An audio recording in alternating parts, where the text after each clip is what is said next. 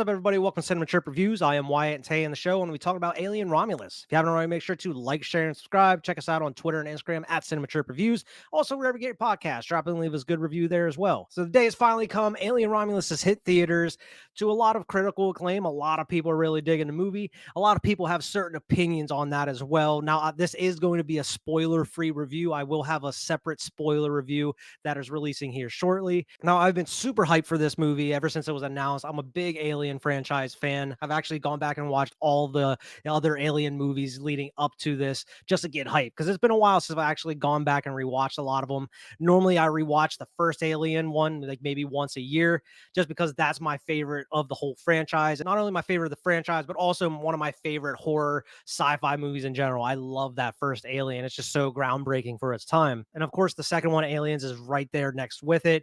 And the other ones just kind of are fighting for that third spot. I am a big fan of Prometheus. I really like that one, especially after rewatching it.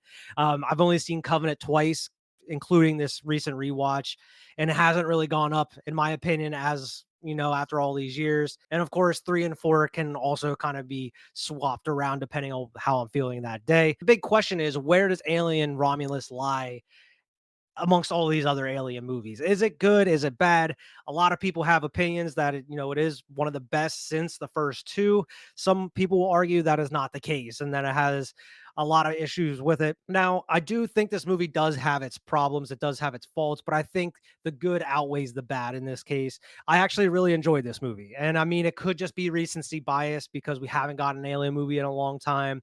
And, we're coming off a couple years of Prey, which kind of rejuvenated the Predator franchise after a couple of really bad movies. And that one went straight to Hulu. Unfortunately, I would love to see Prey in theaters. And much like the case with that, this one was actually supposed to go to streaming. It wasn't going to be released in theaters originally. And I'm really glad they put this in theaters because for anybody that hasn't seen it yet, you need to see this movie in theaters. It needs to be on the biggest screen possible with the best sound system possible. It's an absolutely amazing looking film. Cinematography in it is outstanding. I haven't seen anything as good as this in quite a while. I mean, they really made a point during the publicity and whenever they were really marketing this movie, how much, love and care they went into doing like practical effects with the Xenos, with the face huggers and everything else, like creating these sets, these spaceship sets, and they look absolutely amazing. But also like a lot of the CGI and stuff they have to do CGI with look fantastic as well. A lot of the space shots, a lot of the planet shots that you get in the movie look outstanding compared to a lot of other stuff that is out there. And this movie was only made for like $80 million or something. It's crazy. And I mean, the look of it is amazing. It really goes back to that original Alien movie as far as like the old school sci-fi like electronics, like the computers and the buttons and everything. It is very reminiscent of the old school original Alien movie, and I absolutely love that. And also kind of a lot of this movie reminds you of Alien Isolation in a way, and I'm a huge fan of Alien Isolation. I actually recently just started playing it again after watching Romulus, along with the cinematography, which is fantastic. You have a lot of amazing sound design in this as well, from the score, which goes back to like the original Alien and Aliens at certain times. And with the score and the cinematography, it really carries this movie in a lot of moments. And that's not a bad thing because especially the original Alien, it relies on a lot of cinematography and a lot of cinematic shots, especially if like not just the original Alien, but if you go to like Prometheus and even Covenant in certain ways, has a lot of amazing like landscape shots or wide shots of like these different locations. And you really get that in this movie as far as seeing space and seeing the planet they start out at the beginning of the movie and a lot of the spaceship throughout the movie itself. They absolutely went through a ton of love and care to craft these sets as meticulously as possible to make them feel like a lived-in world within this Alien universe. Now, I know I'm talking about just the bare basics of the movie as far as cinematography and music, but as far as the movie goes, this is directed by Fede Alvarez, of course, as I'm sure a lot of you know. He directed the Evil Dead remake from, I believe it was 2013. He directed Don't Breathe, which I believe he created that and wrote that one. That's really what made me excited about this movie when he was announced as the director, because how much I love that Evil Dead 2013 movie. If you haven't seen the video on it, definitely go check out Dissect That Films channel. I was a guest over there. We talked about the Evil Dead 2013 movie. Had a great time talking with everybody over there. But with him being announced and coming off of, Evil Dead and Don't Breathe, I was really expecting him to bring that grittiness and grossness and a lot of gnarly stuff to the Alien franchise.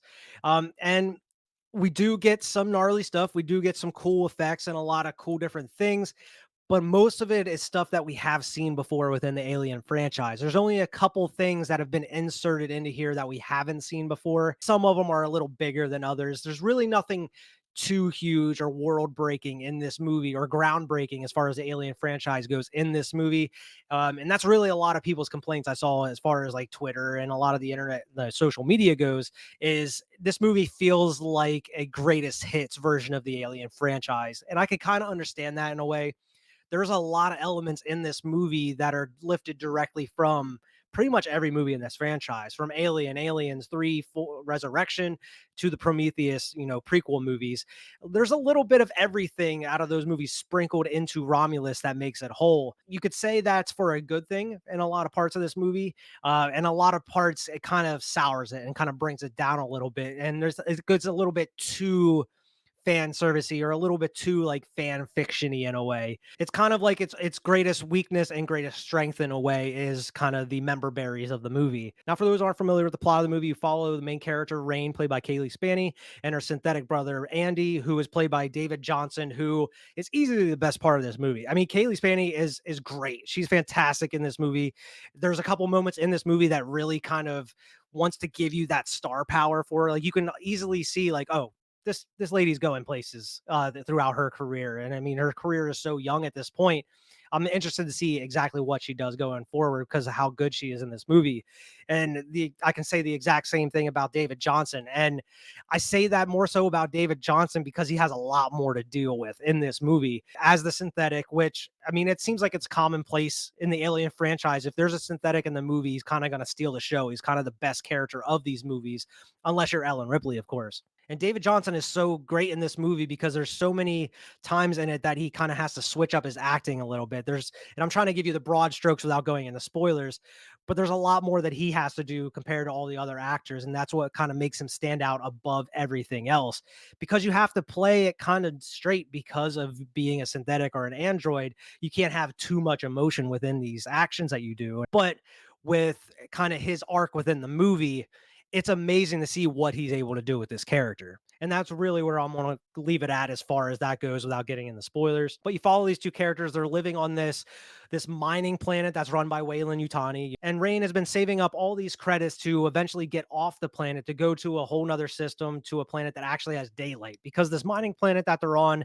is just consumed by darkness year round. There's no daylight whatsoever. There's no sun or anything like that.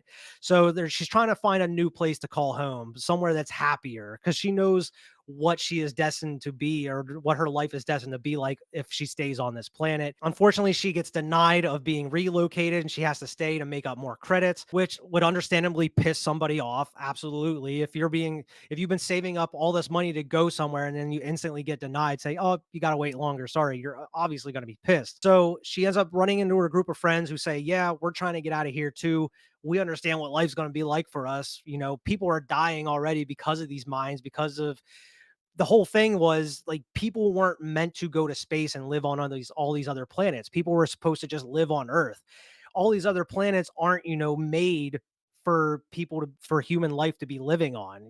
So people are out here dying at young ages in these mines due to, getting cancer, all these different effects of being on this planet or being in these mines. So they know what's going to happen to them if they stay on this planet for, their whole life. So her and her friends get together and they try to devise this plan so they can get off this planet to go to this whole other system to live on this place that they really want to go to. But to do that, they're going to need cryopods, so that way they can go to sleep on the ship for how many years it's going to take to get there, just like you see in a lot of the other Alien movies. But nobody has cryopods. Only Wayland Yutani has the cryopods, and they're on like specific ships, and only specific people are allowed to use them for specific jobs. Did I say specific enough here? So they get word that there's an abandoned Wayland Yutani ship nearby that they can get on a ship and fly to, and there's cryopods on there that they can steal for themselves. They can use, get in the cryopods, fall asleep, and then go on their journey to the next planet that they want to live at. And of course, because this is an alien movie, everybody knows what's going to happen on this ship once they get there. The story is really what drove me into this one. I mean,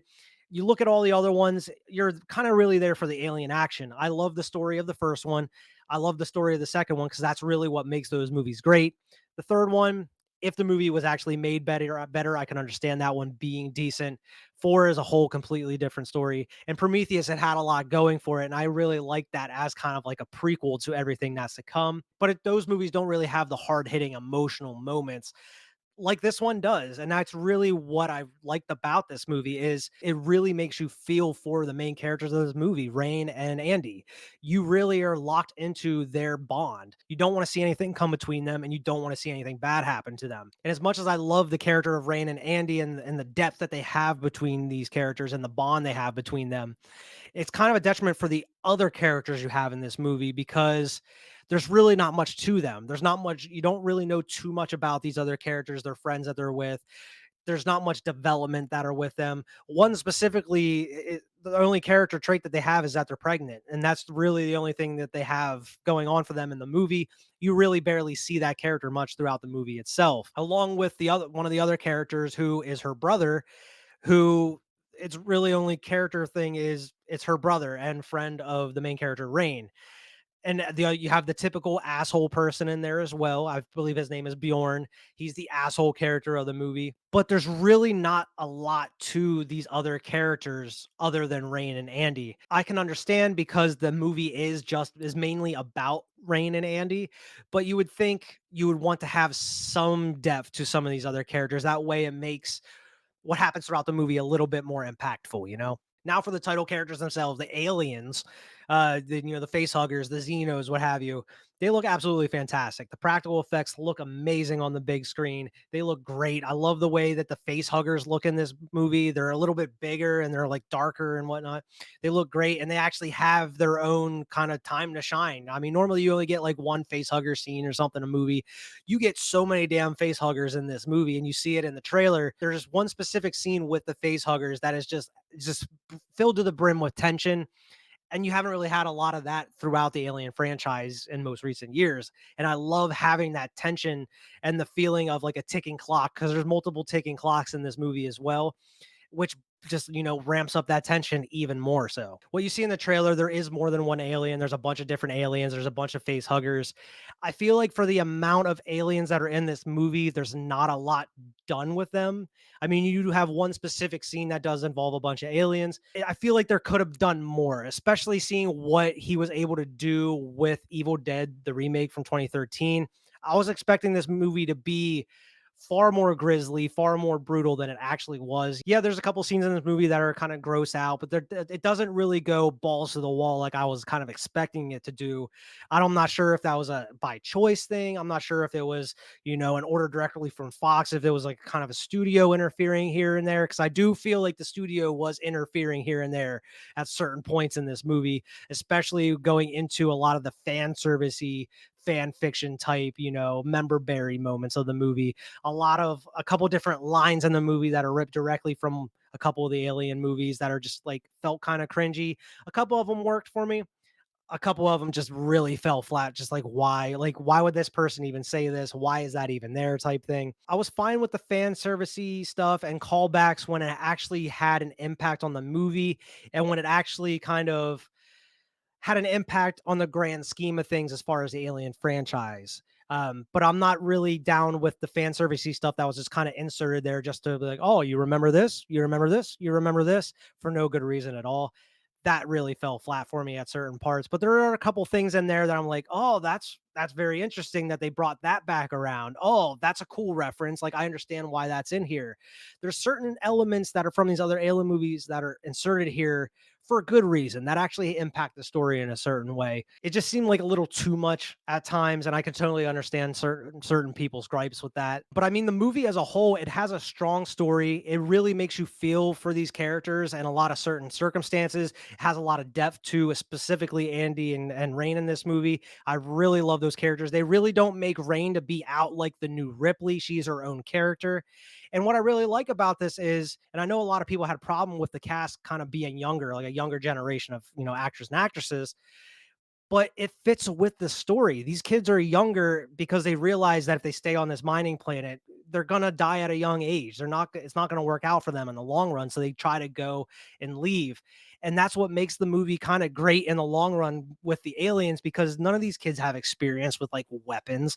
None of these kids really have experience like with a lot of the scientific stuff that is on the ship. None of these kids have really experience with anything at all. And it's great because the inexperience that these characters have, it kind of makes you relate to him in a way, because you'd be like, oh yeah, that's probably what I would do in that situation, or that kind of makes sense to me because I have no clue what I would be doing in that situation as well. But the alien action that a lot of people really came to this movie to see is fantastic. It has a lot of great stuff in there. It has a couple creepy moments in there that are ripped directly from like Alien Isolation.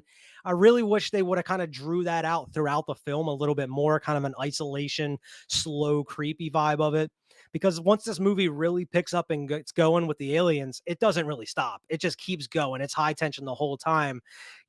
All these aliens are coming at these people. And I really wish that there was a couple moments in this movie where it would kind of let it slow down, let it breathe a little bit, let some of these characters maybe sneak around, or I don't know, specifically you see the one shot in the trailer of the little porthole that opens up, like you see in Isolation, where the characters have to crawl into. That happens at the beginning of the movie, where you get to see them kind of crawl through the shafts to get into the ship itself, but that never happens again throughout the whole movie. And it's not really a spoiler. It just never comes up again. Where it's like that would have been super interesting to have somebody have to crawl through one of those holes and like crawling around, and then they run into an alien, or they have to get away from an alien or something.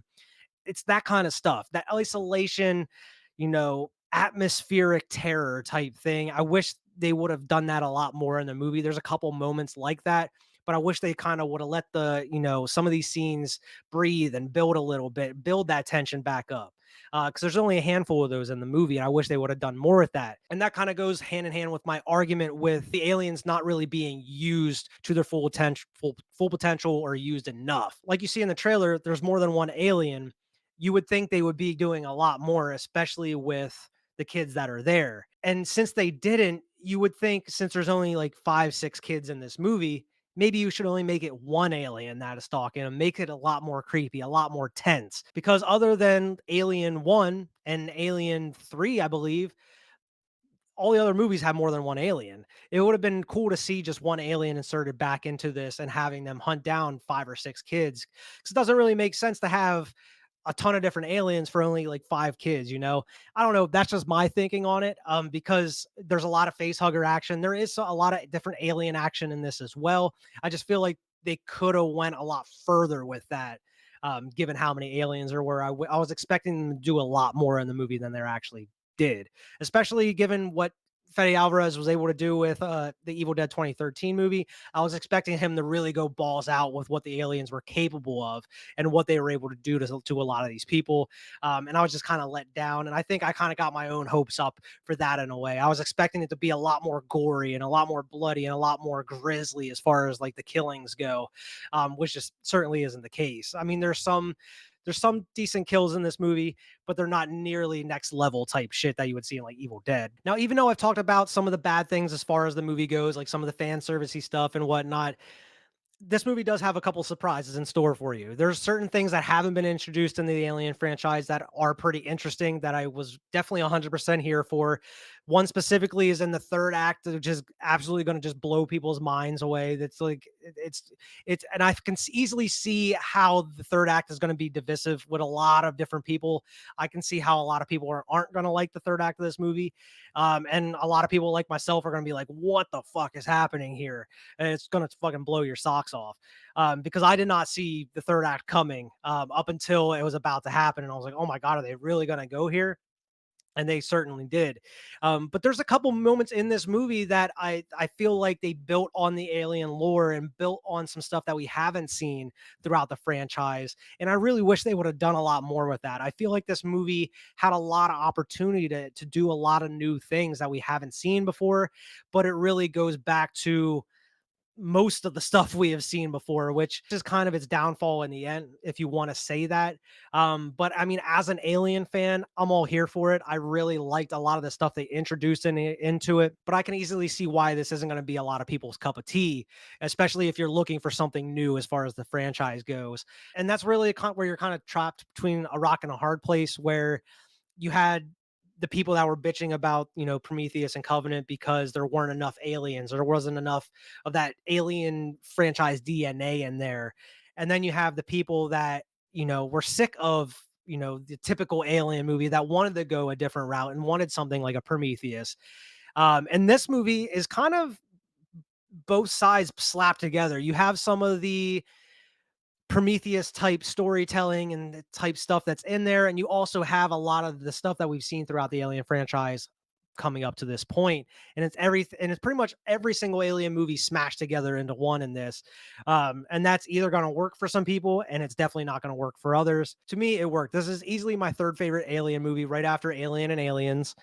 This is definitely better than all the other sequels that are out there. I mean, I could probably make it a discussion whether this is better than Prometheus or Prometheus is better than this or whatnot. That's a story for another day. Maybe I'll do a ranking down the line. But this movie has a lot going for it. I can definitely see why some people wouldn't like it and why a lot of people do like it. It seems like there's more people that liked it than didn't like it. And I'm definitely one of those people that liked it. And what really worked for me was me caring about these characters. They gave me a reason to care about these characters, which for like a horror movie, you can kind of take it or leave it. But for me, if you add some character depth in there and you make me care about them and what happens to them, you got me hook, line, and sinker. And that's where they got me within the first like 25 minutes of this movie. You had me caring about Rain and Andy.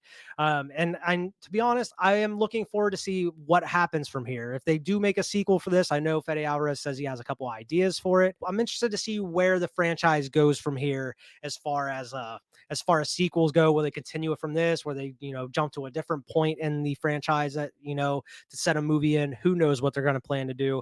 But I'm all here for it. I'm down for them to just keep kicking out alien movies because I'll keep going to see them.